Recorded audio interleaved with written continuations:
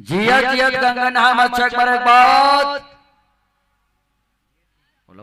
भैया जाने मंडली वाले जाने हमने का मतलब कहेगा।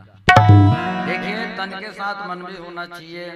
तने भर बैठे हैं और मन के ठौर ठिकाना नहीं है, ना किसी पे हंसिए भैया ना किसी पे रोइए। ठंडा बाढ़ के घर में कतरी कंबल ओढ़ के अब ये जगह बैठा जग ले कल देखा था 7 बजे घड़ी देखा था भात खा के आ जाते हैं और बहरी कह के तब कोई मतलब के नहीं है। कम से कम ज्यादा समय हम लोग थोड़े देगा 9:30 बजे तो आदमी खाते थे।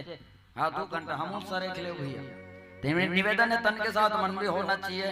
तने पर बैठे है जकले लेकल देखा था खेला तले बकले कहते रंगैया देखा था कहते तो पड़ोसी मुंह देखा था संग्रह यहाँ नहीं उठते तमें उठ के जाते हैं दोनों पारा के जन हो जाता की के तैसने भाव हो कोई मतलब कि नहीं। मैं मानस मन से वादा करके कहा था वीरेंद्र गंधर्व की अगर आप सब गंधर्व मानस के साथ है परिवार के साथ अगर जुड़ा था तो आप सब आनंद आए।